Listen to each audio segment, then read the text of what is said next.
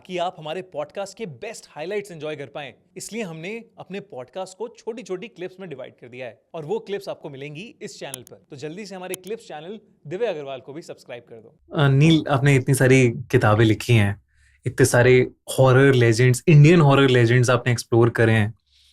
अभी हाल फिलहाल में मुंजा एक मूवी आई है।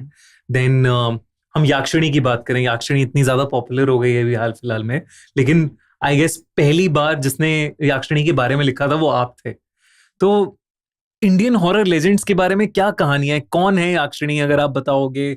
मुंजा कौन है ये, और ऐसे कौन से लेजेंड्स छुपे हैं हमारी इंडियन माइथोलॉजी में, इंडियन हिस्ट्री में?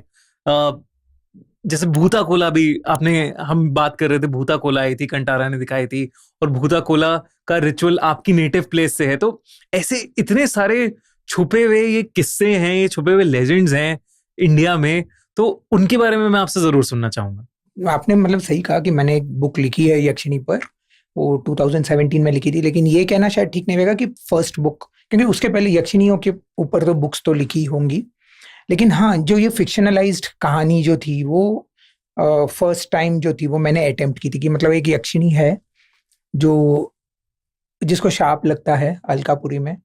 अलकापुरी, ठीक है, थोड़ा कॉन्टेक्स्ट दे देता हूँ मैं। तो यक्षिणी आते कहाँ से हैं? ये डेमी गॉडेसेस होते हैं, मतलब ना तो ह्यूमन ना तो देवियां, बीच में होते हैं। मतलब इनका लेवल अप्सरा के जैसा माना जाता है।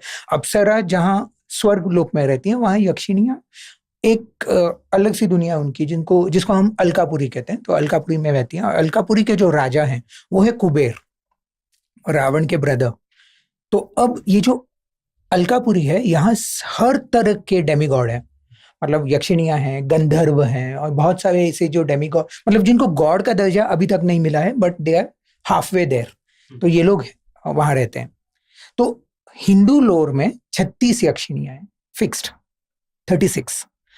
और हर यक्षिणी के पीछे एक गुण लगा हुआ है कि मतलब कोई यक्षिणी आपको प्रॉस्पेरिटी देगी, कोई यक्षिणी आपको संतान देगी, कोई यक्षिणी आपको यश देगी।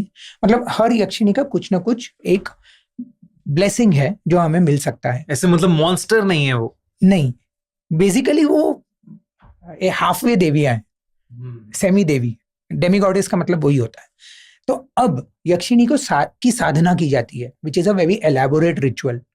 ठीक है, बहुत सारे पूजा पाठ, उसमें बहुत कुछ लगता है। तो यक्षिणी की साधना की जाती है, और यक्षिणी की साधना करके उस यक्षिणी को प्राप्त करने की इच्छा रहती है जो उनको वो ब्लेसिंग चाहिए। तो ये तो है, ये पार्ट हमारे लोर में, हमारे माइथोलॉजी में है।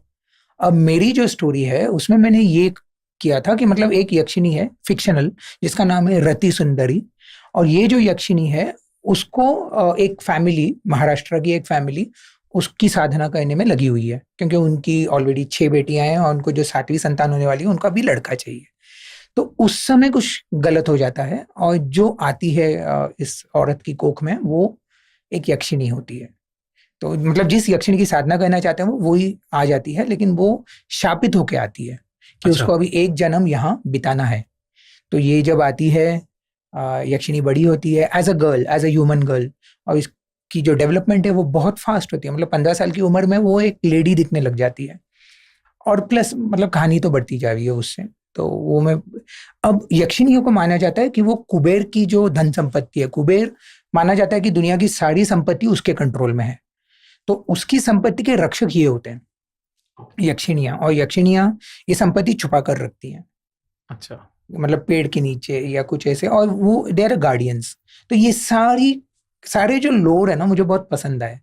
और यक्षिणी अनप्रेडिक्टेबल भी होती है। अनप्रेडिक्टेबल इन द सेंस, आप उसकी पूजा पाठ करो तो वो आपको ब्लेसिंग देगी, लेकिन अगर कुछ भी गलत हुआ तो वो शाप भी हो सकता है।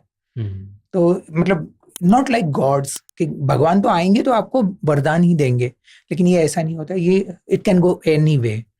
तो इस पर जो ये बुक थी वो मेरी जो बुक थी, जो एक बेस्ट सेलर टाइप हो गई, लोगों ने फिर बहुत चर्चा की उसकी। तो ये एक मेरा जोन बन गया फिर, इंडियन हॉरर लेजेंड्स।